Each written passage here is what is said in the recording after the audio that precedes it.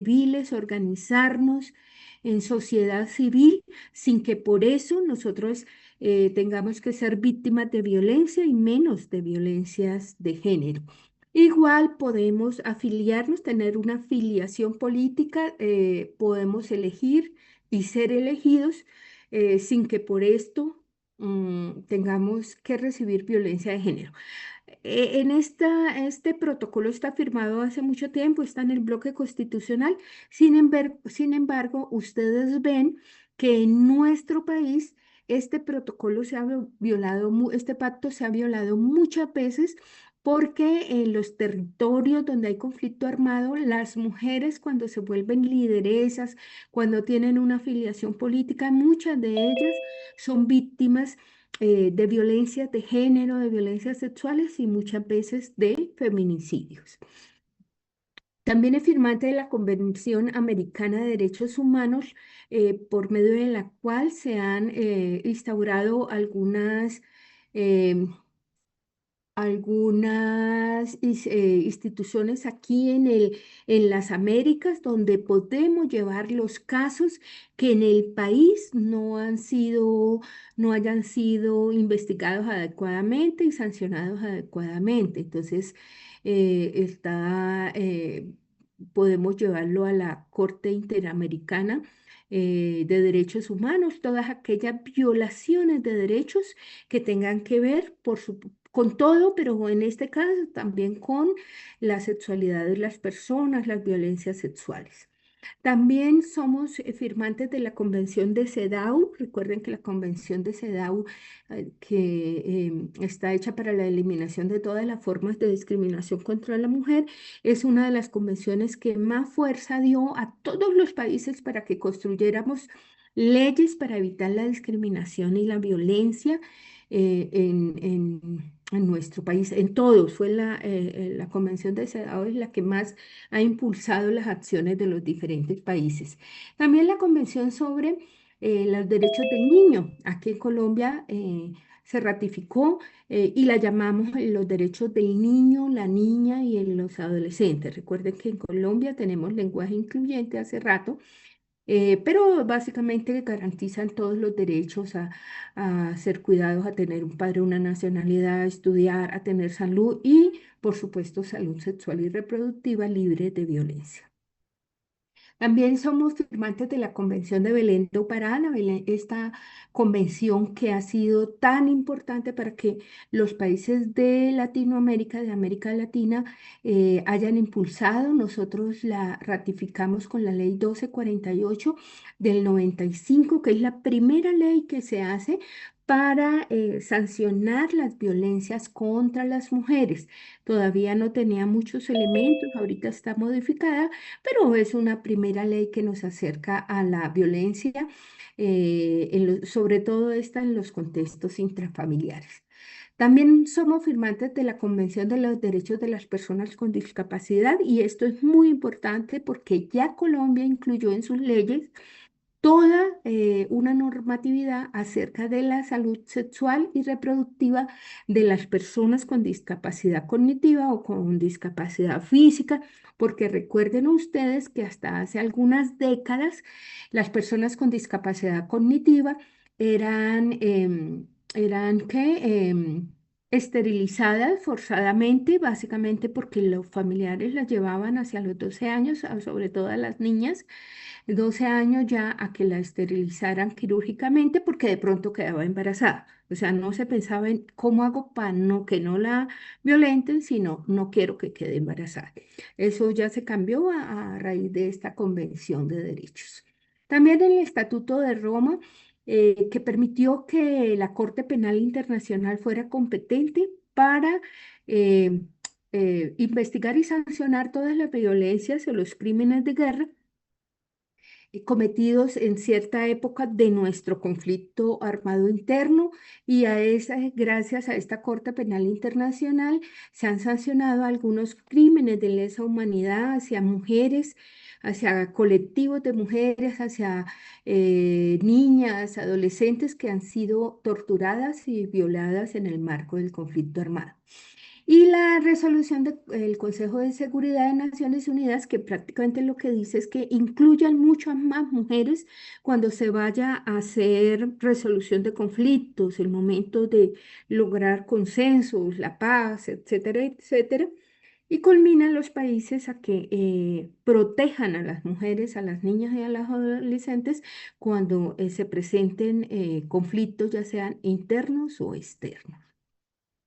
Con toda esa normatividad, Colombia produjo la Ley 360 del 97, que aunque ya está modificada, este artículo 15 sigue vigente y nos obliga a todos los sectores, a salud, a protección, a justicia, a educación, a todos los sectores a seguir y a tener en cuenta estos derechos de las víctimas. Por eso ustedes verán en el protocolo de atención que estos derechos tienen que ser tenidos en cuenta y están incorporados en el protocolo.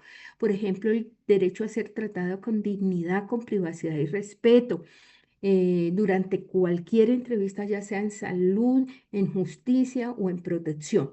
No siempre se ve. Ustedes verán relatos de personas víctimas que se quejan del maltrato del personal de cualquiera de estos servicios. Entonces, lo que nosotros queremos con estos talleres y con esta educación para el trabajo es que ustedes sepan que esto está por ley, que las víctimas pueden denunciar que no se trate con dignidad, privacidad y respeto. Y nosotros como servidores y servidoras podemos ser sancionados duramente. Mm. Parece lógico que sea con dignidad, privacidad y respeto, pero no, eso en la práctica, si uno va a determinados sitios, no siempre se tiene en cuenta este primer derecho. El otro derecho es a ser informada sobre los procedimientos legales que derivan de los hechos de violencia, a ser informada sobre los servicios disponibles, los servicios en salud, los servicios en protección, los servicios, todos los servicios que la persona requiera después del evento de violencia sexual. También tiene derecho a recibir orientación y consejería gratuita. Y nosotros en el protocolo de atención de violencia sexual tenemos unos pasos que requieren orientación y consejería. Por ejemplo, el paso 5 en el que se hace exámenes diagnósticos. Hay un examen para VIH-Sida y recuerden que en Colombia es obligatorio hacer una consejería pre y post-test. O sea, antes del test, informar qué se va a hacer y qué podrían ser los resultados, para qué sirve y qué resultados podrían ser. Y post-test, una vez salgan ya los resultados, explicar y hacer consejería respecto a si dio positivo o no dio positivo.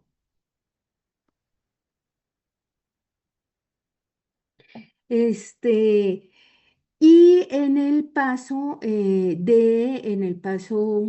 7 8 donde se hace la prevención del embarazo y la consejería IB, también es una consejería gratuita y obligatoria. Nosotros, todos los profesionales de la medicina, tenemos que dar consejería para IB, así no estemos de acuerdo con el procedimiento. Recuerden que en salud, en medicina específicamente y en enfermería, tenemos acciones que se llaman así, orientación y consejería.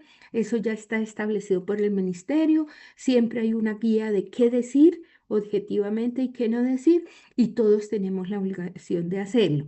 Las objeciones de conciencia, por ejemplo, para la IBE, no se hacen para la consejería, se hacen para el procedimiento. Entonces nosotros tenemos que dar esta consejería siguiendo los pasos del protocolo.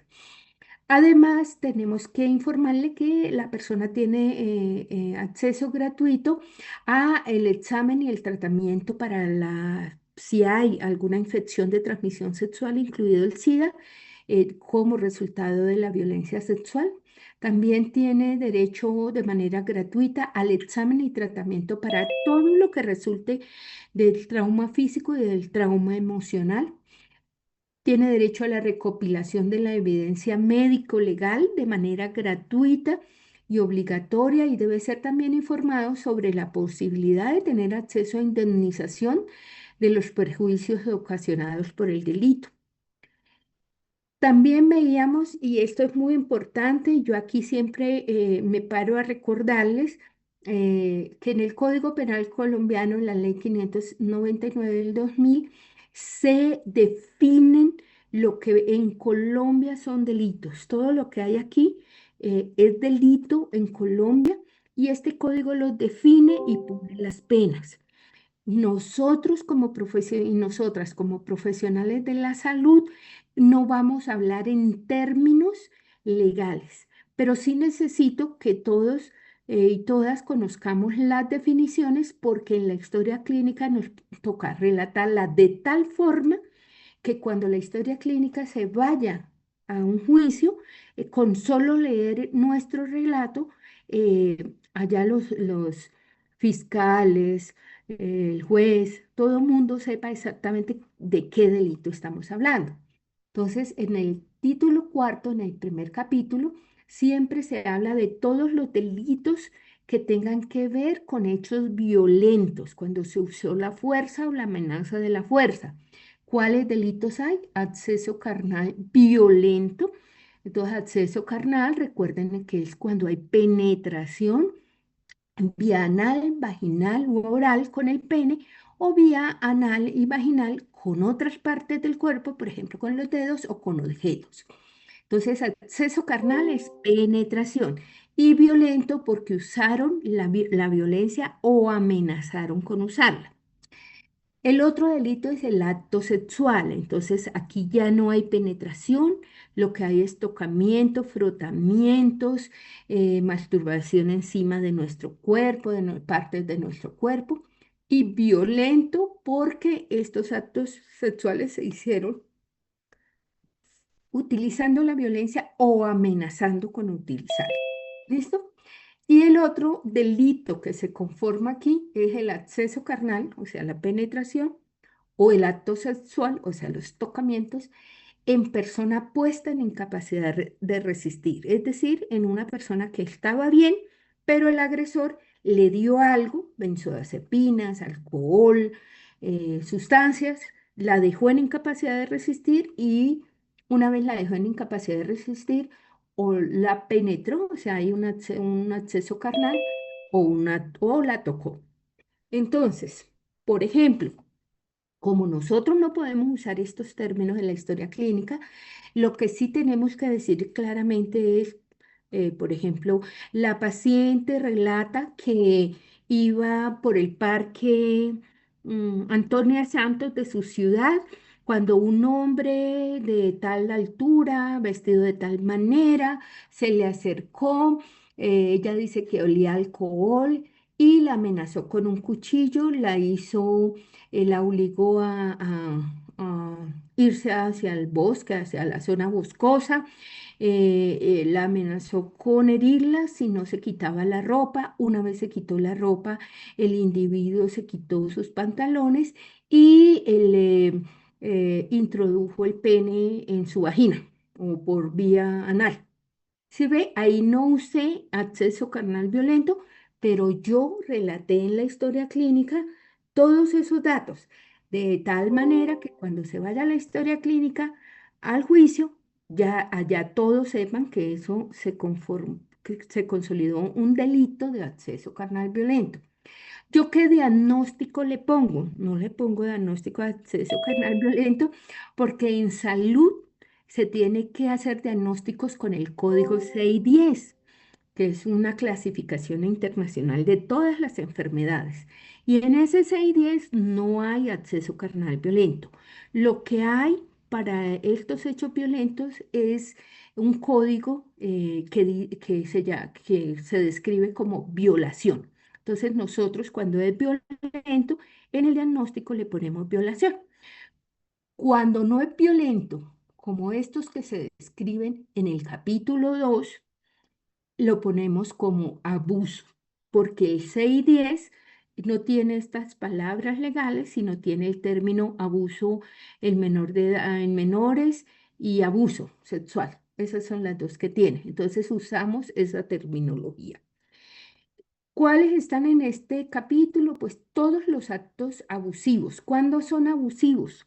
Cuando no se usa la violencia ni la amenaza de usar la violencia, sino se aprovechan de la confianza, se aprovechan de la diferencia de edad, se aprovechan de la superioridad de un cargo de poder, por ejemplo, mi jefe, un jefe a la secretaria, un profesor a un alumno, un médico a una paciente. Entonces, cuando utilizan la confianza, el poder o la inequidad de poderes, la seducción, el engaño y no la violencia, se llaman actos abusivos. ¿Y cuáles hay? Acceso carnal abusivo en menor de 14 años. Entonces, esto ya nos está diciendo que toda penetración, porque acceso carnal es penetración, toda penetración en menor de 14 años en este país se considera un delito hasta que no se demuestre lo contrario. Entonces aquí me van a preguntar, y entonces cuando tienen relaciones sexuales dos niños, una niña, un niño de 14 años, nosotros lo reportamos como delito sexual y es justicia el que aclara justicia y bienestar familiar. Los que aclaran si hubo o no hubo relación de poder en ese caso. ¿Listo? Porque hay casos en que personas de 14 con otra persona de 14, si hay abuso de poder, si hay amenaza, si hay intimidación, si hay coerción psicológica, entonces ellos lo tienen que discriminar, ¿vale?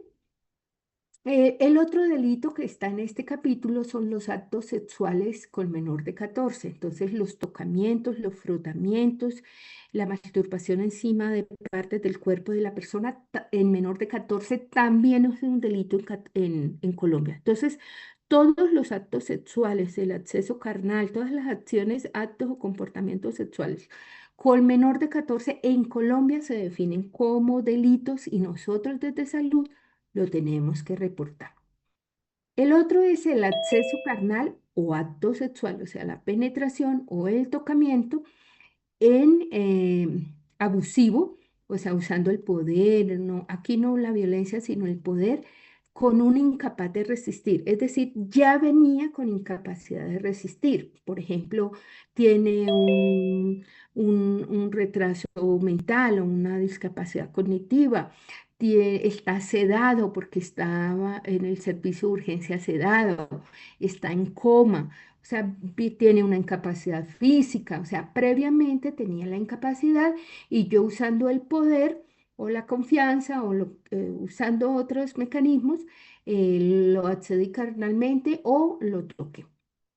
El otro es el acoso sexual, que son comportamientos repetidos donde a través del lenguaje o el comportamiento sexualizado se pone en condición de malestar de la persona. O sea, es muy relativo a la persona que se siente que las palabras, los comportamientos son acosadores. Este acoso sexual, además de estar aquí en el Código Penal, está en la Ley 1010 de acoso laboral, porque en el entorno laboral hay mucho acoso. Por ejemplo, un compañero llega todos los días diciendo, uy, a estas mujeres cómo se les ve bonito esos pechos, uy, a mí sí me gusta mirarle tal parte de genitales a tal otra, o si vieron cómo se abrió de piernas, o todos los días llega diciéndole a las compañeras, así no tenga comportamiento físico, si tiene lenguaje sexualizado que pone en posición de incomodidad y malestar a las compañeras. Entonces, estos son, bueno, aquí entonces no hay violencia, sino hay abuso de la confianza o del poder. Nosotros en salud lo diagnosticamos como abuso del menor de edad o abuso sexual. ¿Listo? Pero lo describimos de tal forma que quede muy claro y cuando estén allá en el juicio, todos los encargados del juicio puedan entender de qué se trata. El título 2 es el que pone como en funcionamiento ese protocolo cuarto común y esas normas internacionales que nosotros firmamos. Y básicamente aquí definen todos los delitos en persona protegida. Y persona protegida son los civiles de un conflicto, los combatientes heridos o los combatientes que han depuesto las armas. Esas son personas protegidas en términos legales. ¿Listo? ¿Cuáles delitos hay en Colombia para personas protegidas? Hay tortura en persona protegida. ¿Qué se ha definido como tortura en persona protegida? Aquellas acciones que van contra la dignidad humana y que alteran de una manera significativa su psiquis, su personalidad, etcétera. ¿Cuáles? Por ejemplo, la desnudez forzada. ¿Cuáles? Por ejemplo, el aborto forzado. Eh, la, la esclavitud sexual forzada, o sea, cuando toman a alguien no, de la población civil, lo desnudan, cuando toman a alguien de la población civil eh, o, o- o- o combatiente caído, herido, lo violan, le hacen actos obscenos, etcétera, eso es tortura en persona protegida. También hay acceso carnal, cuando hay penetración, violento en persona protegida. ¿Por qué lleva el título, el apellido de violento? Porque se supone que son actores armados. Entonces, como esto es en un marco de conflicto, pues los actores armados siempre están armados, siempre va a ser violento. Entonces, penetración en persona protegida, es decir, en un civil, en un combatiente herido o caído, bueno, actos sexuales, o sea, tocamientos violentos, porque son actores armados en persona protegida, y el otro es prostitución forzada o esclavitud sexual. Es decir, cuando toman civiles y los obligan o los inducen o los coaccionan para la prostitución y así explotarlos. O los toman para tener actos sexuales de manera tipo esclavitud, o sea, lo encierran, no lo dejan salir, no lo dejan movilizarse libremente y solamente es para tener relaciones sexuales. Esto es muy frecuente en guerra, ¿no? A uno le parece, uy, pero tampoco aquí hay tortura. No, en guerra hay mucha tortura en persona protegida. El título cuarto, en el capítulo cuarto, habla de todos los delitos que tienen que ver con el proselitismo. El primero es la inducción a la prostitución, es decir, cuando se engaña, se seduce, se promete, se dan promesas y para que las personas sean explotadas sexualmente. Yo tengo una dificultad, yo personalmente, Marta Dallos, en hablar de que la prostitución se ejerce.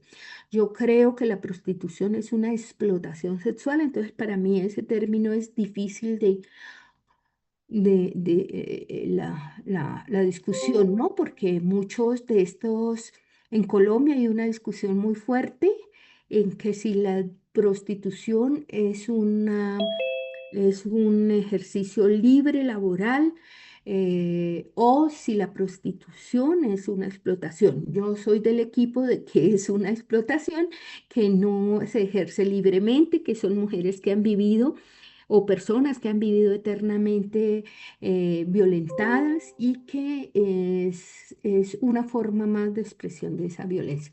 Pero bueno, me salí del tema. Aquí el delito es inducción a la prostitución, es cuando yo con mentiras, con engaños, hago que las personas estén en espacios donde sean explotadas a través de la prostitución. El otro es el constreñimiento a la prostitución. Entonces aquí ya hay amenazas, si no lo hace, mato a su familia, si no lo hace, voy y violento a su familiar, a su hijo, etcétera, etcétera. Aquí ya hay un constreñimiento para que la persona vaya a los sitios donde son explotadas a través de la prostitución. El otro es el de trata de personas, cuando una persona es captada de un sitio, trasladado a otro, en ese otro es acogida y es inducida a la explotación a través de la prostitución, ¿no? Entonces en trata ya hay aquí un cambio de lugar, un cambio de sitio, ahorita vemos un poquito mejor eso.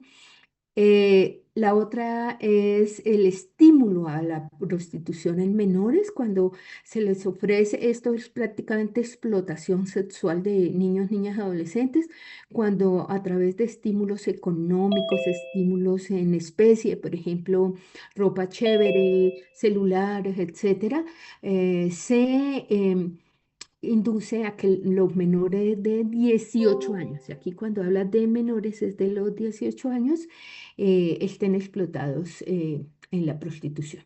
Y el otro es el turismo sexual. El turismo sexual son todas aquellas acciones eh, realizadas por los turistas donde van a un sitio, piden, buscan el servicio no importa, niños, niñas, adolescentes o adultos, eh, para que los acompañen a hacer el turismo por la ciudad o por la región, pero con fines también sexuales. Cuando surgió este delito, delito tiene sanciones muy importantes que ha hecho bueno, que las autoridades tengan cómo sancionarlo, porque este turismo sexual se condena incluso así no haya tenido contacto con la persona. Por ejemplo, si un turista se baja del avión, coge un taxi y le dice al taxista, oiga, lléveme a un hotel donde me puedan conseguir un adolescente, puede ser un muchacho por ahí de 13 años. Con solo solicitarlo, este taxista puede llamar a la policía y ese turista que es sancionado según las leyes colombianas. Bueno, y en el capítulo sexto, en el capítulo quinto, están las sanciones para el incesto y dice que el que tenga relaciones sexuales, ya sea acceso carnal o actos sexuales con ascendiente, descendiente, adoptante o adoptivo, hermana o hermana, eh, eh, pues está en curso en un delito de incesto y tiene determinadas sanciones. Bueno. La otra ley muy importante que hay en el país es la ley 1336. Esta ha tenido diferentes reformas a través del tiempo. Actualmente, en el 2009, desde el 2009 tenemos la ley 1336. Esta ley habla de la explotación sexual de niños, niñas y adolescentes. Y básicamente la explotación sexual en este grupo de edad es toda los actos sexuales o el acceso carnal a niños a cambio de dinero o de especie. O sea, quien tenga, esto es muy frecuente y muy diverso. Quien tenga, por ejemplo, actos sexuales, es muy común que en los sitios, en los cinturones de miseria que hay en el país, por ejemplo, los cuidadores del niño, niña o del adolescente, lo manden a él, al niño, niña o adolescente, a comprar algo en la tienda sin plata. Vaya y le dice a don Pepito o a doña Pepita que me mande arroz. Y los mandan a ellos para que Pepito o Pepita los toque o los acceda carnalmente y ese es el pago por el arroz. Eso es explotación sexual, eso es frecuente en nuestro país. También en áreas mineras, en áreas petroleras, por ejemplo, en la vía del carbón de La Guajira, en los municipios donde hay petróleo, muchos de los cuidadores o las cuidadoras o los muchachos, los adolescentes, los y las adolescentes, mm, cambian estos comportamientos sexuales por dinero o por celulares, por ropa, etcétera, etcétera. Esta, esta ley 1336 permite que se sancione al agresor, no al niño, a la niña o al adolescente, sino al agresor, y que si hay algún espacio físico donde se está prestando para explotación sexual, eso se quite, haya extinción de dominio de esos lugares, porque se ha encontrado lugares que prestan el espacio físico para que los mineros, los petroleros, bueno, las personas exploten a los muchachos. La otra es la de trata de personas, la ley 985, en la que las personas son captadas en algún sitio, generalmente en un sitio de más bajas condiciones económicas, son trasladadas ya sea a otro lugar del municipio, a otro departamento o a otro país, y allí son acogidas, recibidas, se les niega el contacto con la familia, con los amigos, se les cobra incluso el traslado, se aísla, se quita cualquier contacto con personas que lo puedan ayudar y empiezan a explotarlo, ya sea sexualmente o una trata para trabajo servil, como para hacer oficios domésticos y demás. Se dice que es trata externa cuando se pasan las fronteras del país y trata interna cuando se realiza en el mismo municipio, de un municipio a otro, de un municipio, de un departamento a otro. ¿Listo? También contamos con la ley 1146 del 2007. Esta ley, por medio de la cual se expiden las normas para la prevención y la atención integral de niños, niñas y adolescentes que hayan sido abusados sexualmente. Esta ley ha sido muy importante porque ha hecho, yo creo que es una de las que más presionó para que se sacara un protocolo de atención y además para que se sancionaran las IPS que no lo tuvieran implementado. En el capítulo 3, esta ley establece todo las responsabilidades del sector salud eh, eh, relacionados con la atención, la prevención y la atención integral de los niños y niñas violentados. Esta ley no solamente tiene el capítulo 3 estableciendo esas obligaciones de salud, sino tiene otros capítulos donde establece las responsabilidades de justicia, las responsabilidades de educación, las responsabilidades de protección. Yo pongo aquí el 3 porque estamos hablando desde el sector salud. En su artículo 10, esta ley establece que el Ministerio de Salud y Protección Social debe expedir un protocolo, porque en esa época no existía protocolo, donde se hiciera diagnóstico y atención integral y que fuera asumido de manera obligatoria por todas las instituciones de salud y sus profesionales. También Colombia tiene la ley 1257 del 2008, por medio del cual se dictan todas las normas para la sensibilización, la prevención y la sanción de todas las formas de violencia y discriminación contra las mujeres víctimas de violencia sexual. Esta ley, la 1257, que es como que la que tenemos actualmente y nos ha ayudado a incluir más tipos de violencias, porque las primeras, ¿no? Se referían a la violencia de género muy en el contexto de la violencia intrafamiliar y no, a veces no es en el contexto intrafamiliar. Esta ley establece que salud debe tener cobertura suficiente, accesible y de calidad para poder hacer la atención de las víctimas. Y en el artículo 13 también solicita al Ministerio de Salud elaborar o actualizar los protocolos que tienen para la atención. Nosotros en Colombia no teníamos protocolo de atención sino hasta el 2012. Lo que había antes eran unas guías, las guías del año 2000, que eran unas guías. Las guías, recuerden que las guías en salud son una sugerencia de cómo atender. En cambio, un protocolo, uno puede firmar un protocolo obligatorio o un protocolo facultativo. El protocolo es el paso a paso que se debe hacer para realizar una atención en salud. Y si uno lo firma que debe ser obligatorio, entonces no importa si es una institución pública, privada, alta, grande, rica, pobre, la que sea, la tienen que cumplir por obligación.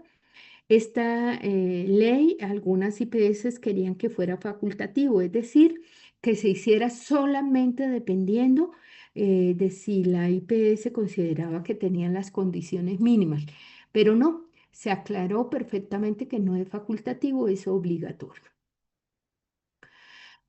En el año, con todas estas leyes, en el año 2012 salió la resolución 0459, que es la resolución por la cual se adopta el protocolo y el modelo de atención a víctimas. Esto salió en el 2012. En el año 2014, la ley 1719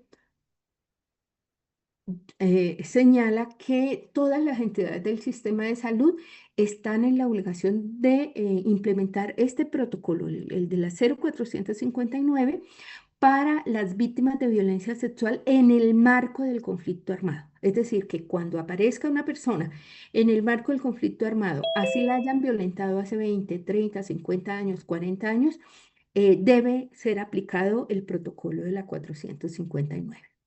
Después de salir este protocolo, salió la resolución 3100 del 2019. Este protocolo, esta resolución ha ayudado mucho a que evidentemente las IPS, bueno, perdón, las entidades de salud, del servicio de salud, si quieren habilitarse, deben cumplir con el protocolo, deben cumplir con los requisitos que el protocolo exige. Esta resolución 3100 establece las condiciones básicas de habilitación de servicios de salud y para la habilitación de servicios ellos tienen ciertos capítulos. Entonces, ¿qué debe cumplir un servicio de salud para ser habilitado? En cuanto a talento humano, en cuanto a dotación, en cuanto a dispositivos médicos, en cuanto a insumos. Y ya esta resolución ya metió todos los estándares de talento humano, dotación, etcétera, de la resolución 459 y la de quemados por agentes químicos como obligatorios para la habilitación. Sí, Beatriz, la escucho. Hola, ¿cómo estás? ¿Me escuchas? Sí, señora. Sí, es que tengo como algunas dudas con respecto a esto de lo de las leyes y los protocolos. Nosotros, bueno, no sé, dando un ejemplo, eh, tengo un niño en colegio que me dice como no, es que, no sé, mi tío me está, bueno, sé que no lo va a decir así, pero un ejemplo, mi tío me está Tocando. penetrando, entonces ahí Ujú. uno como docente, ¿cómo podría ser? O sea, uno llama, o sea, ¿cómo sería ahí el protocolo en ese Bueno, sentido? O sea, uno recuerden que eso no es protocolo. ¿cómo es? Bueno, recuerden que aquí, hasta aquí donde vamos, estamos hablando de todas las leyes que obligan a atender en salud, ¿sí? Entonces estamos Sí. en sector salud. Estas leyes, todas estas leyes que les repasé, son del sector salud. El sector Ujú. educación, respondiendo a estos mismos convenios internacionales, pactos internacionales y demás, eh, eh, firmó la ley 1620. La ley 1620 es la que establece cuál es el protocolo en educación. Y dentro de eso, de cuál es el protocolo en educación, dice claramente que cada institución educativa debe hacer una ruta interna donde no se revictimice al estudiante para que activen la atención por salud, justicia y protección. ¿Listo? Entonces, usted como profesora de un colegio XX, por ejemplo, el que sea, Colegio Santa Marta, debe saber cuál es la ruta interna de su institución. ¿A quién llamo? En unas es a la orientadora, en otras es o el director. En otros es el encargado de disciplina. Cada uno lo ha ubicado porque el protocolo permite que se asignen esas funciones. Y esa persona debe activar la ruta intersectorial. Ok. El tema de la ruta intersectorial lo vamos a ver en el tercer encuentro, cómo se activan las Ah, rutas. ok. Pero al interior de la institución educativa prima el protocolo de la ley 1620, que por no ser nosotros, este taller no ser de educación, no se va a desarrollar aquí, porque pues es de salud, ¿vale? Sí, sino que si no, la pregunta era más que todo como, o sea, todas las instituciones de salud tienen sí o sí que cumplir con ese protocolo. O sea, Sí, si digamos, nosotros, yo llevo al niño, uno va primero a urgencias y ellos ya saben lo que tienen que hacer según sí, estas leyes. Y si no sí. siguen estas leyes, uno Usted, se las tiene que nombrar o... generalmente uno se las nombra, pero es que usted como profesora no es la que lo tiene que llevar. De una vez le aclaro ahí. Bueno, Ok, generalmente sí, sí, sí. generalmente educación activa protección para que sea protección el que dirija al niño o a la niña al servicio de urgencias. ¿Listo? Aquí nos Listo. dice Michelle Julián Forero, se encuentran unos protocolos dispuestos por Secretaría de Educación que te muestran las rutas. Sí, a nivel escolar en general no son ustedes profesores, sino ustedes activan primero los mecanismos de protección, generalmente con Policía de Infancia o con ICBF o con, bueno, pero con el solo activar Policía de Infancia ellos lo llevan a urgencias y nosotros tenemos que hacer todo el protocolo por obligación. Entonces, algunas instituciones, yo sé que ellos van y dicen de una vez, em, dicen, aquí, siguiendo la resolución 459. Yo los he oído porque he oído algunos, por ejemplo, de ICBF que van a urgencias peleando. Aquí traigo un niño por el código, bueno, fucsia, que sea, y ustedes tienen que cumplir el protocolo de la resolución 459. Otros a los que he visto, porque pues yo, como seguimos varias instituciones a nivel nacional, otros he visto que en algunos municipios tienen el formato de remisión, por ejemplo, de educación o de protección a salud, dice el nombre del alumno y dice ahí abajo, para dar cumplimiento a la resolución 0459 de marzo del 2012. O sea, le recuerdan la ley a salud. Se supone que nosotros aquí por esta resolución de habilitación, por obligación tenemos que saberla, ¿no? Pero eso Ujú. es bueno que nos la recuerden de vez en cuando, porque a veces no cumplimos lo que nos toca. Ok, Bueno, listo. y este es el protocolo de marzo del 2012 por el cual se adopta el protocolo y el modelo. Entonces, este es un modelo centrado en derechos humanos, centrado en la víctima, en la persona víctima, no en las necesidades de los servicios, sino en las necesidades de la persona víctima. En el protocolo hay algunos elementos para que los profesionales de salud aprendan a detectar, a conocer cuáles son los signos, los síntomas, cuáles son los antecedentes, cuáles son las señales de alarma. También refuerza aquí en el protocolo los derechos de las víctimas, ese que acabamos de repasar, ahí también vuelven a estar porque eso los tenemos que cumplir. Bueno, tiene una serie de conceptos generales, una parte conceptual grande que nos dice cuáles son los tipos de violencia, por qué se dan, cuáles son las teorías, bueno, etcétera, etcétera. Y luego vienen los pasos. Vienen estos 15 pasos que son los que debemos cumplir nosotros en salud. Entonces, nosotros hoy nos vamos a centrar en estos 15 pasos.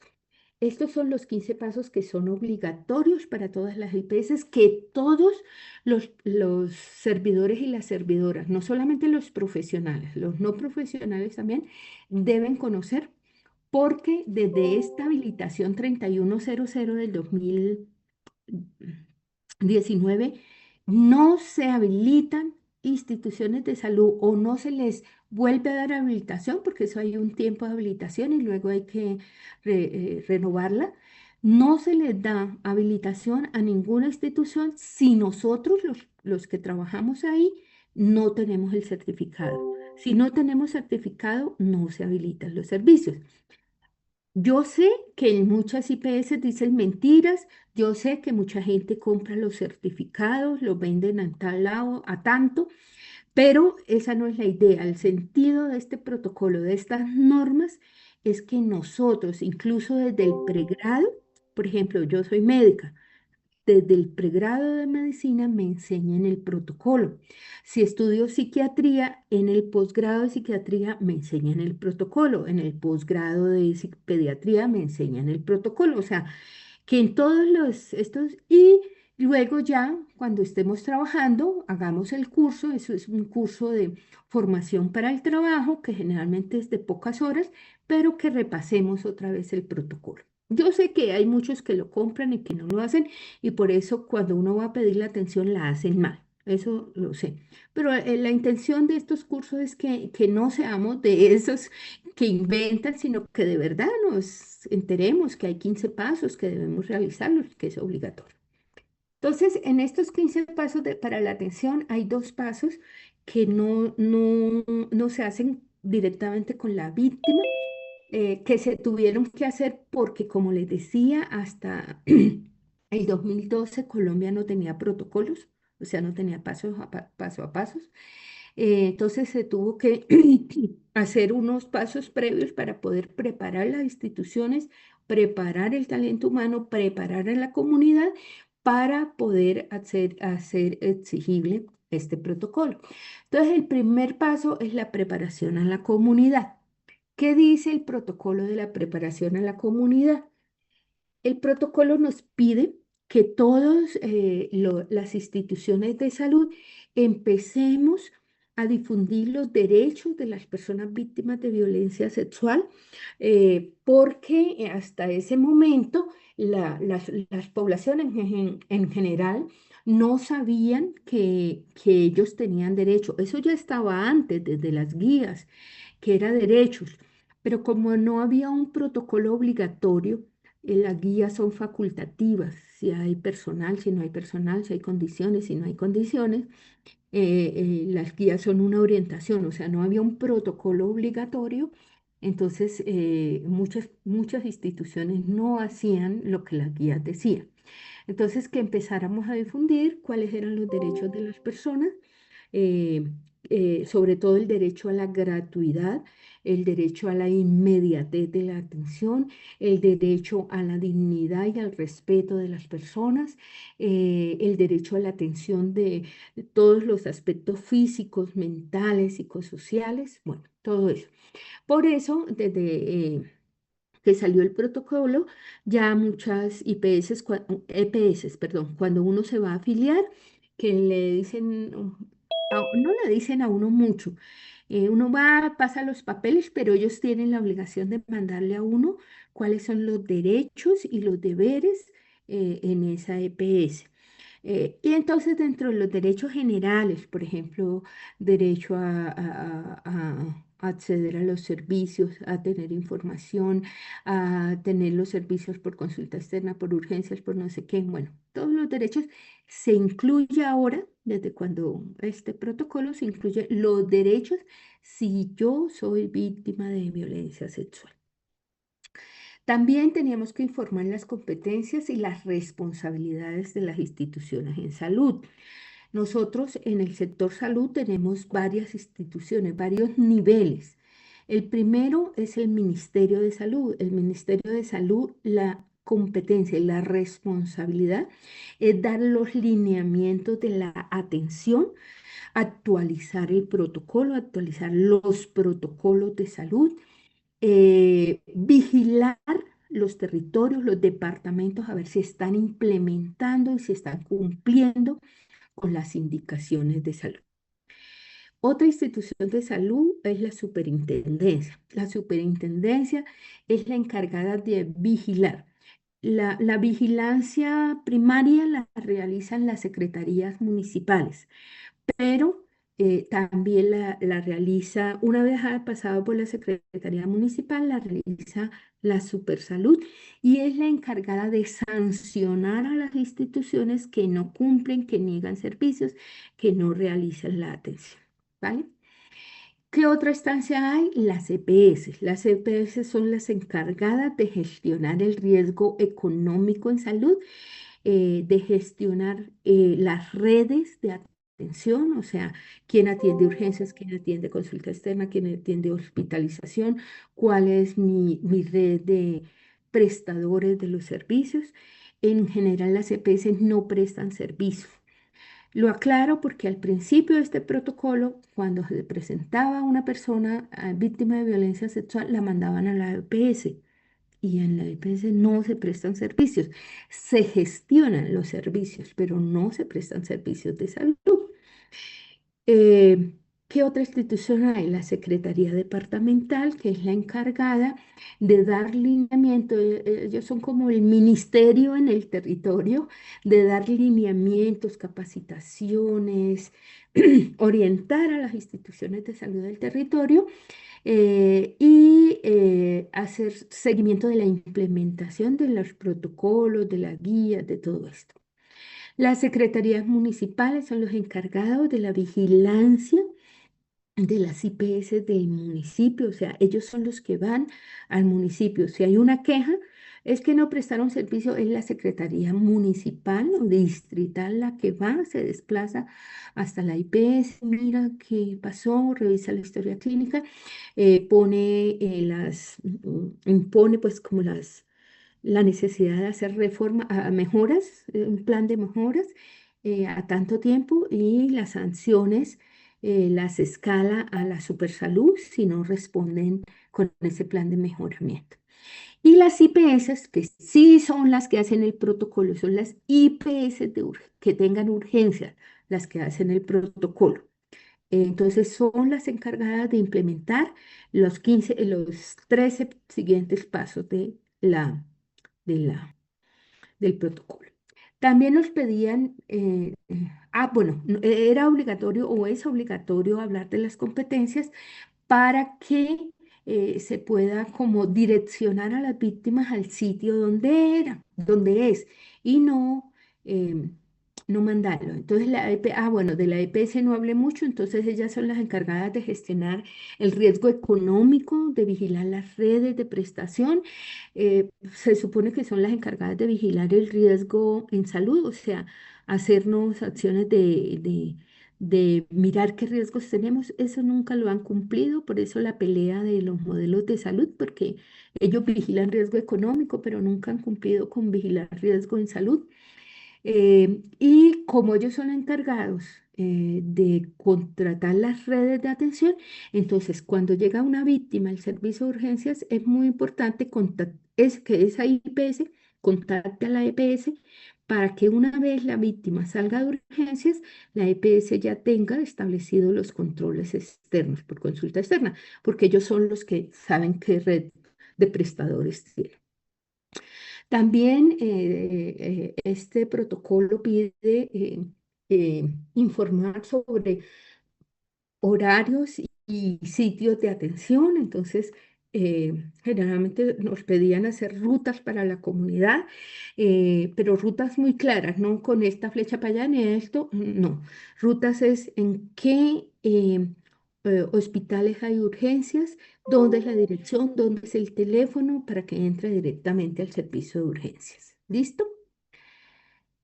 También se pidió hacer información a todos los profesionales de salud, los que atienden profesionales y no profesionales, pero inicialmente esto va muy dirigido a médicos, médicas y enfermeros, enfermeras. ¿Por qué? Porque son esos profesionales de la salud los que hacen los programas de salud, los programas de prevención, los programas de crecimiento y desarrollo contra el prenatal, hipertensión, viejitos, adolescentes, bueno, los que atienden directamente a las a las personas. Entonces se empezó a hacer unas jornadas grandes de capacitación en señales de alarma de violencia sexual. Mm, en estas capacitaciones, pues uno hace énfasis en cómo se hace una entrevista, una consulta detallada, cautelosa. Si yo como profesional identifiqué una señal o un factor de riesgo, eh, hacerla de tal manera que yo no ocasione acción con daño. Por ejemplo, eh, si en mi consulta de crecimiento y desarrollo vi a un niño que la mamá me dice, no, es que ahora estamos viviendo en un refugio, eso allá hay mucha gente, no hay privacidad, y de pronto vi al niño que no se deja examinar, no se deja quitar la camisita porque le teme mucho al médico o a la enfermera. Eso es una señal de alarma. ¿Qué es lo que yo debo hacer? De manera cautelosa, seguir indagando. Bueno, el niño ha tenido síntomas, por ejemplo, urinarios, eh, o ha tenido sangrados, por ejemplo, con la orina o sangrados eh, por la colita, le ha visto algún otro síntoma, algún otro cambio. Eso es hacer una consulta cautelosa. Y hacer acción con daño sería decirle, ay, señora, si ustedes viven en una zona donde hay mucha gente, donde hay desconocidos, están en un albergue y el niño tiene tanto miedo, eso seguro es que lo abusaron, eso fue que lo violaron.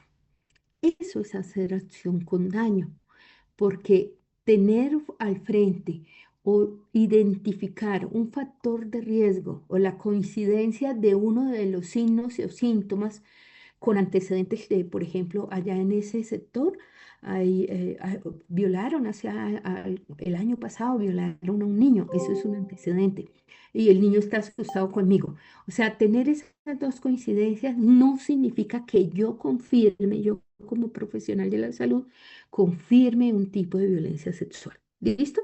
Entonces, lo que enseñamos en estos signos de alarma es identificar los signos de alarma y qué otras preguntas, qué otras indagaciones, qué otras revisiones debemos hacer para no hacer acción con daño. ¿Listo? Además, en estas capacitaciones también enseñamos a todos los profesionales y a todos bueno, es que estas capacitaciones se hicieron originalmente para médicos, médicas, enfermeros y enfermeras. Entonces, por eso digo mucho profesional, ¿no? Eh, pero ahorita ya no están solo para los profesionales, sino para todos los servidores y servidoras de salud. Capacitábamos mucho en cómo activar la ruta, lo que ahorita nos estaba preguntando nuestra compañera, cómo desde salud, así sea desde hospitalización, consulta externa u urgencias, cómo activamos toda la ruta interinstitucional e intersectorial. En esta enseñanza de antecedentes, de signos de alarma, en general enseñamos algunos antecedentes que hay que pararle bolas, por ejemplo, si previamente en la historia clínica hay antecedentes de violencia sexual o los embarazos en menor de 14 años o los embarazos no deseados o antecedentes de infecciones de transmisión sexual o hacinamiento, lo que les decía, vivir en sitios donde no haya mucha privacidad, consumo de sustancias, en los signos físicos, lesiones muy en el aparato genital o en mordeduras, fracturas dentales. Recuerden que la penetración oral en niños produce muchas lesiones en boca, porque pues el pene es un órgano que se llena de sangre, se aumenta su volumen y en la boca de un niño, una niña, generales muchas lesiones, fracturas de dientes, hematomas, etcétera. También dilatación del esfínter anal, pero yo siempre aquí me paro y hago un ejemplo que uno no debe hacer nunca. La dilatación anal es un signo físico de alerta, no es de diagnóstico. La dilatación anal es muy difícil de identificar porque las personas que tienen debilidad o flacidez muscular, puede el ano, como el ano es un músculo, si tienen esto, flacidez o debilitamiento muscular, se puede agrandar.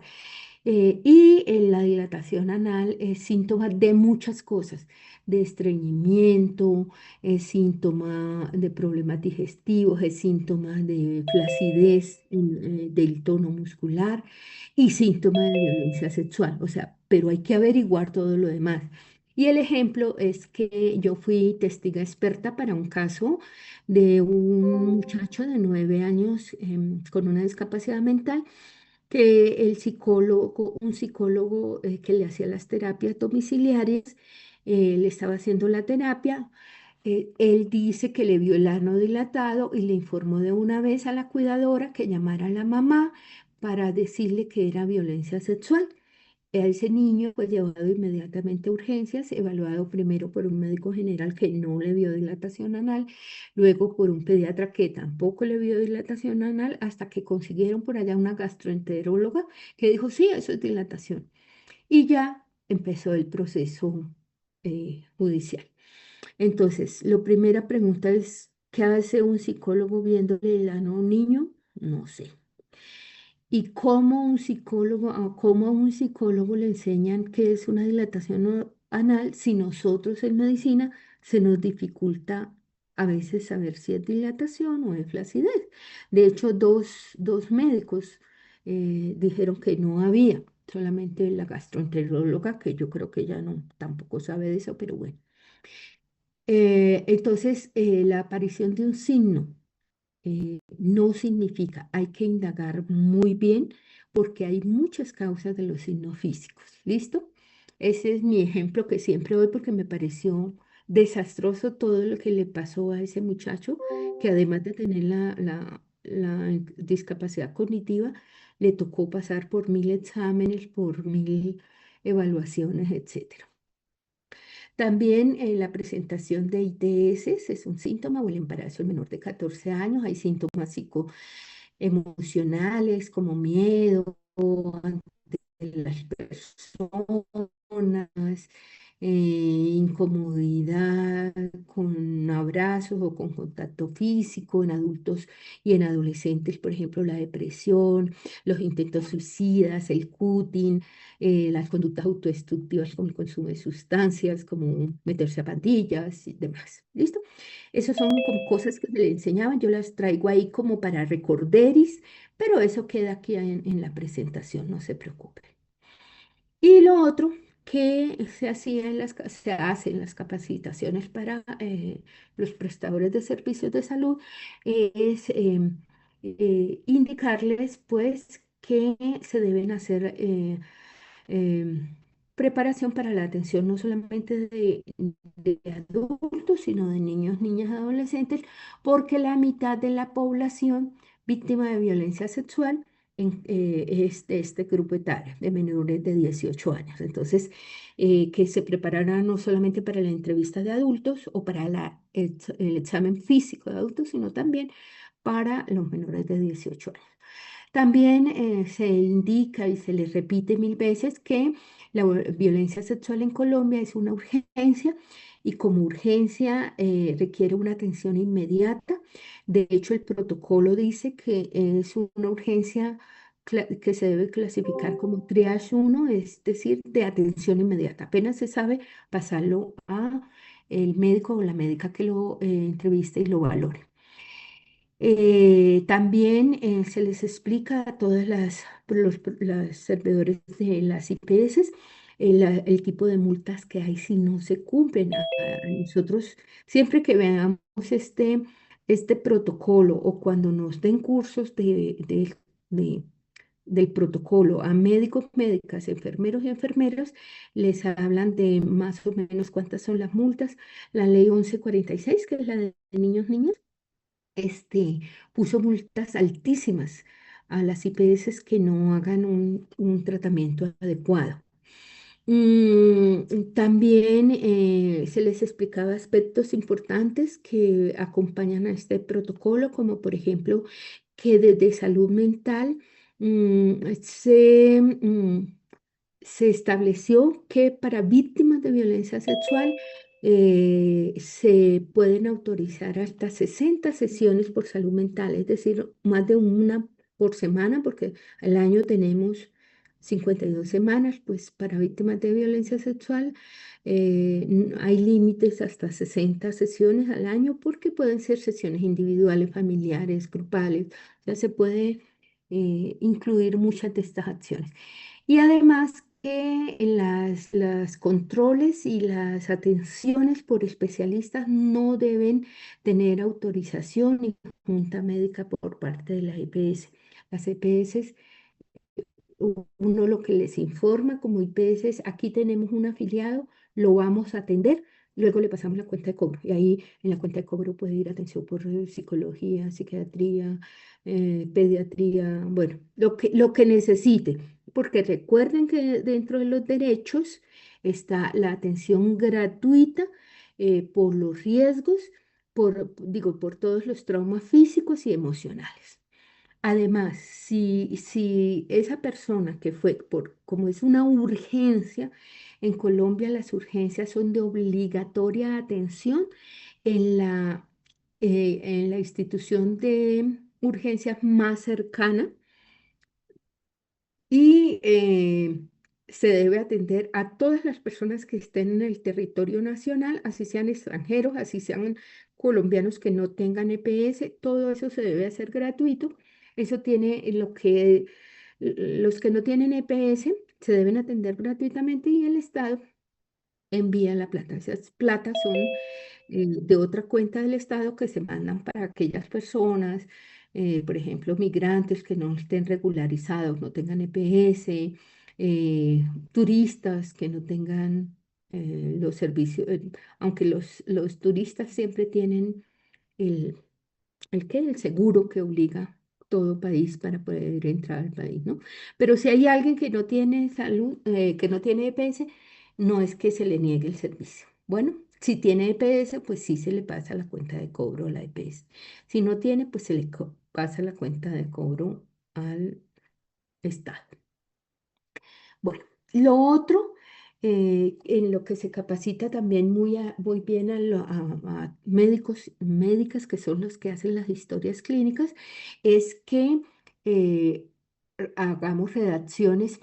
A ver, voy a parar aquí. Claudia Alejandra me dice, una pregunta, para que para una mujer que haya sido abusada y ella no haya hablado después de adulta, aún tenga esos recuerdos, ¿a dónde o a qué entidad puede acudir para recibir ayuda psicológica? A urgencias.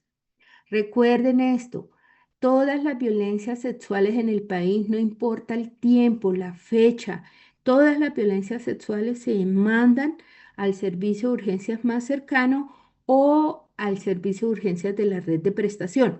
Por ejemplo, la idea es que es al más cercano, pero por ejemplo, soy yo.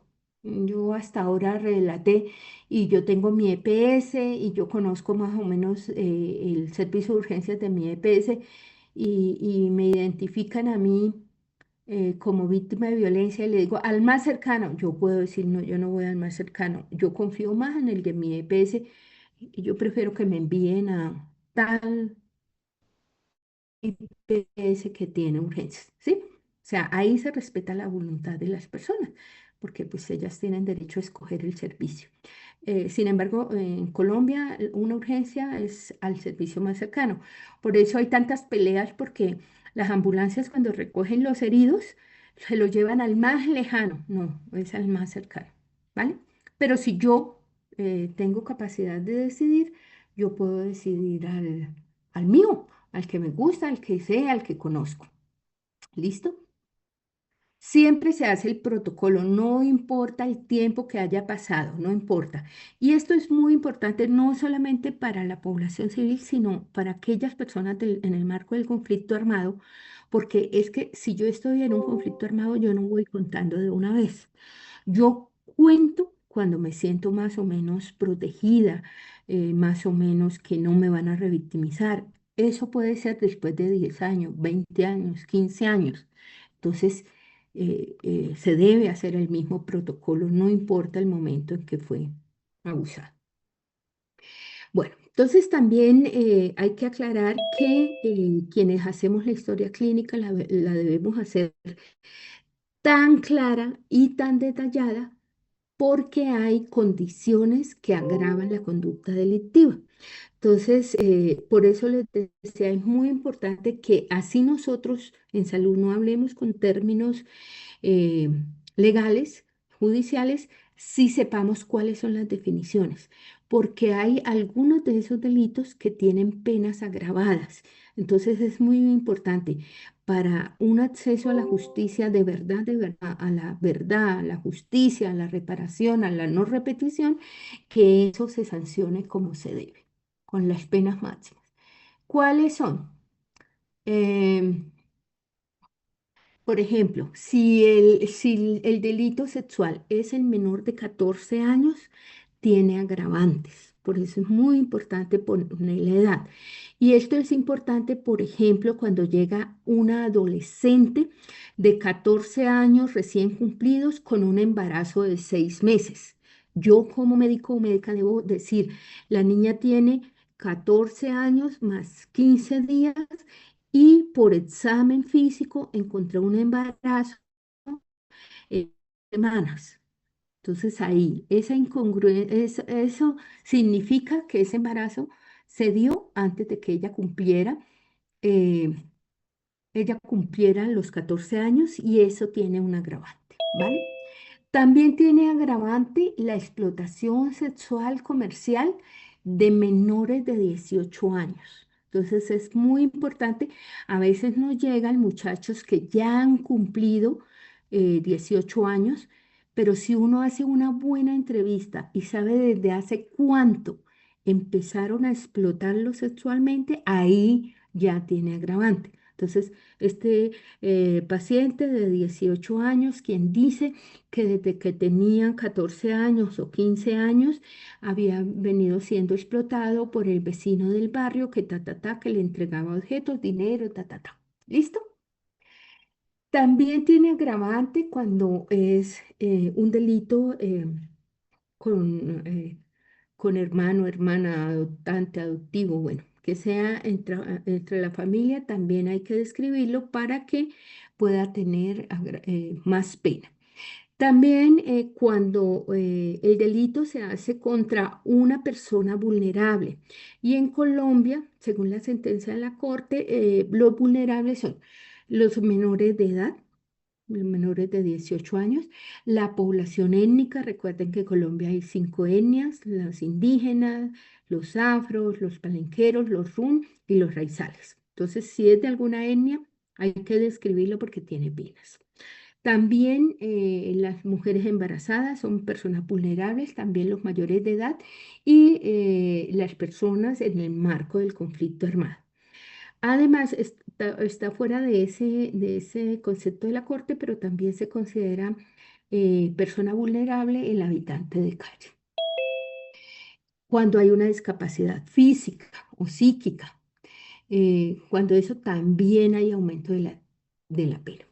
Hay aumento de la pena también cuando la violencia sexual se da con la intención de generar control social, temor u obediencia.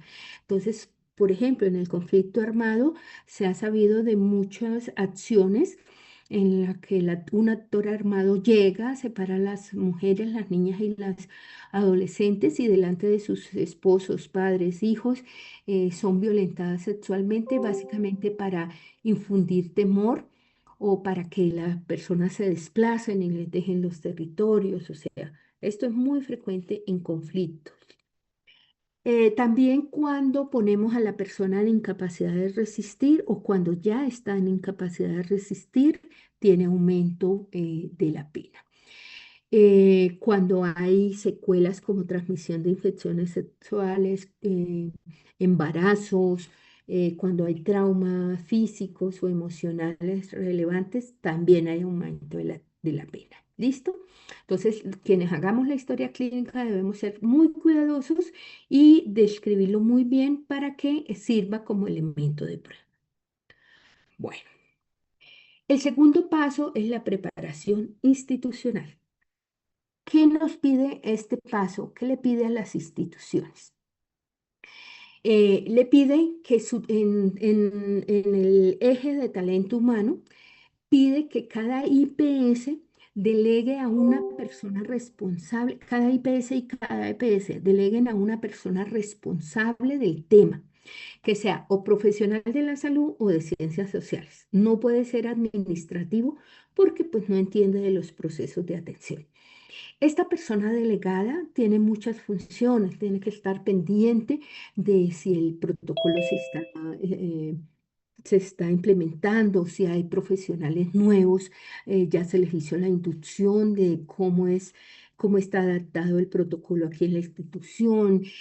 Bueno, este profesional también debe ser el contacto para la EPS. Entonces, por ejemplo, apenas llega la víctima, este profesional debe llamar o bueno, este o alguien del equipo institucional básico a la EPS. Aquí tienen un beneficiario, un afiliado.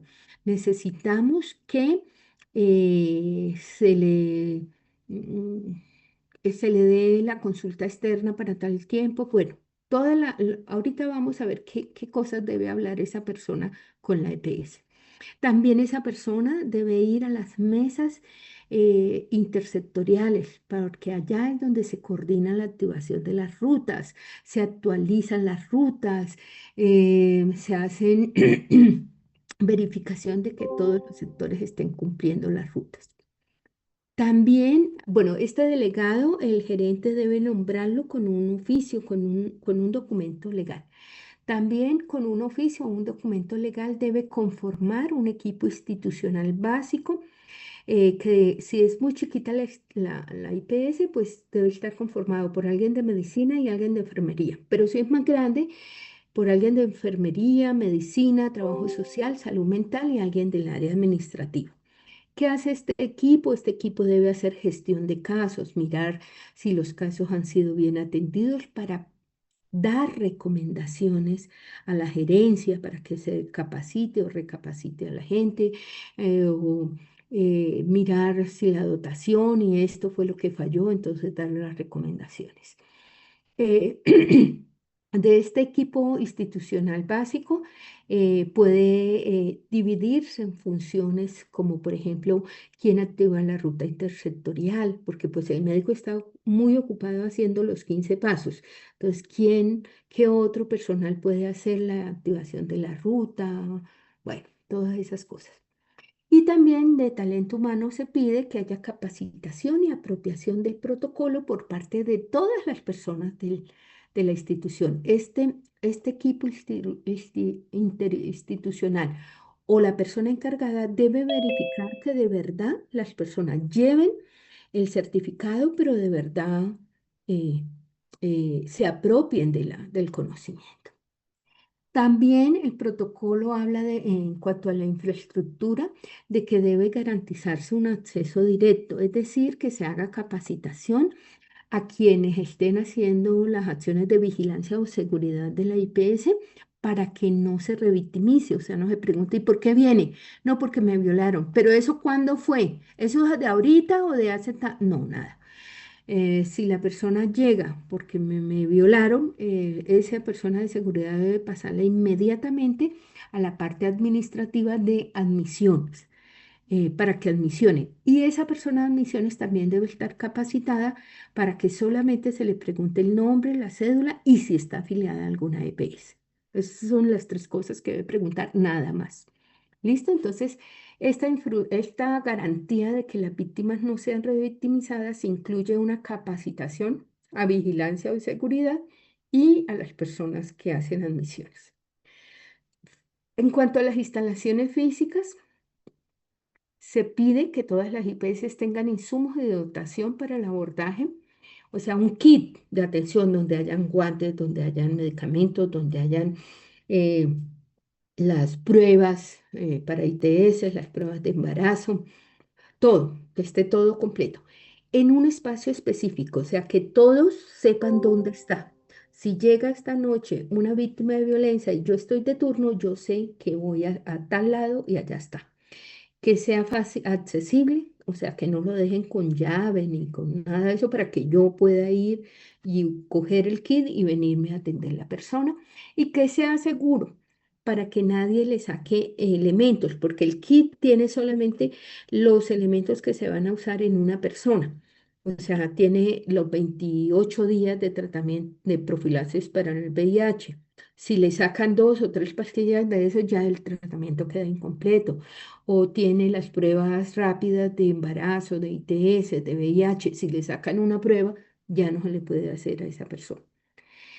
También deben garantizar un espacio adecuado para el abordaje. No tienen que construir un consultorio nuevo, sino asignar el consultorio que dé más seguridad, más privacidad y confidencialidad. Es decir, si en la IPS hay tres consultorios, hay uno por el que todo mundo pasa, todo mundo entra, todo mundo llama, ese no lo escogemos. Escogemos de pronto el que esté más atrasito, el que por ahí no pase pues, mucha gente, el que se pueda cerrar para que nadie entre y se pueda hacer con privacidad y seguridad. Eh, la dotación y los insumos y el mantenimiento de esa dotación, entonces se exige que las IPS tengan ese kit donde tienen todos los medicamentos pero que tengan asegurado que si yo lo uso, porque el kit alcanza para una sola persona, si viene la persona y yo lo uso todo, haya un mecanismo muy fácil para que yo vaya a farmacia y de una vez me restituyan otro kit. ¿Listo? Porque si dentro de media hora llega otra persona con el mismo motivo de consulta de violación, pues tengo que tener un kit completo. Eso las IPS de urgencias lo hacen muy bien. Ellos tienen mecanismos, protocolos, formularios de restitución de los insumos y eso es como fácil para ellos.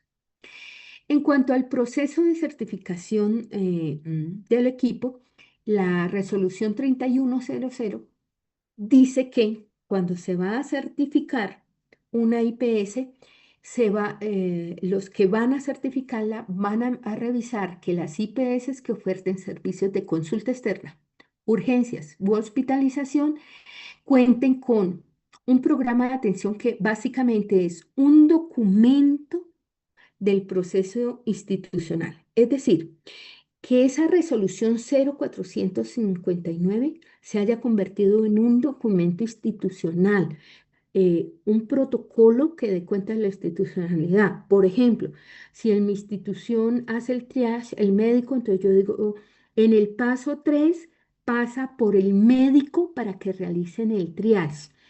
Lo clasifican como triage 1 y luego lo pasan al consultorio número 2. O sea, algo que sea efectivo de la institución. No sirve que el documento del proceso institucional sea la resolución 459, porque esa resolución no es de la IPS, es del ministerio. Lo que aquí se pide es que cada institución tenga adaptado a sus circunstancias este protocolo. Y además que tengan un documento donde se confirme que el gerente ha nombrado a la persona responsable y el equipo básico. Además, que cada hoja de vida de los profesionales de esa institución tengan el certificado de capacitación en violencias sexuales y quemados en agentes químicos. También, para hacer esa habilitación, revisan si cada IPS tiene un kit posexposición para menores de 30, es decir, para 30 kilos, es decir, para niños, niñas, o sea, los antibióticos, los antirretrovirales, todas esas cosas que sean para menores, que casi siempre son menores de 30, que casi siempre es en suspensión, en jarabe. Y otro kit para mayores de 30 kilos, que casi siempre son en tabletas, son dosis únicas, bueno. Y que ese kit esté disponible los 7 días de la semana, las 24 horas. También que las IPS tengan un kit para recolección de muestras forenses. Esto se da, lo vamos a ver cuando ahorita más adelante, si no hay medicina legal en ese municipio, es la IPS la que debe recoger las muestras, entonces debe tener otro kit de recolección de muestras forenses. También debe tener un sistema donde se recoja una historia clínica completa. Ya en este momento todas las IPS tienen un programa, un sistema donde se puede hacer bien la historia clínica completa y todo eso. Pero también que haya sistemas para información, por ejemplo, de la ficha de vigilancia o de otros datos que se necesiten. Que se desarrollen flujogramas ahí del misma institución para ver cuál es la interdependencia de servicios, o sea, por ejemplo, cómo de farmacia se hace la recuperación, cómo de admisiones se llega al triage, cómo, o sea, al interior de la institución, cómo son los flujogramas. Y que se tenga bien establecido cómo se hace la referencia y la contrarreferencia, que se tenga un directorio de las instituciones de referencia, es decir, de referencia es cuando yo necesito enviarlo a una institución de salud de mayor complejidad. Por ejemplo, yo tengo urgencias o soy institución nivel 2, tengo urgencias, pero aquí en este nivel 2 no hay tales especialistas y esta víctima requiere ese especialista. Listo. ¿Qué institución de nivel 3 o nivel 4 es el que me recibe mis pacientes? Tengo que tener esa disponibilidad de directorio y llamar. También tengo que establecer las rutas claras y los procesos de articulación intersectorial, o sea, a quién llamo, qué ficha lleno, qué teléfono es, qué WhatsApp es. Yo tengo que tener esa ruta clara. ¿Listo?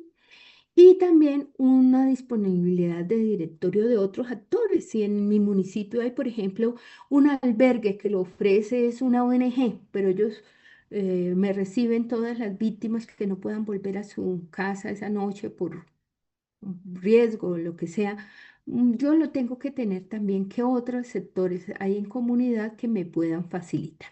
¿Listo? Entonces, esa es la preparación institucional. Son las 7:36. Vamos a dar 15 minutos para que tomen agua, respiren y seguimos con el protocolo. ¿Vale? 15 minutos.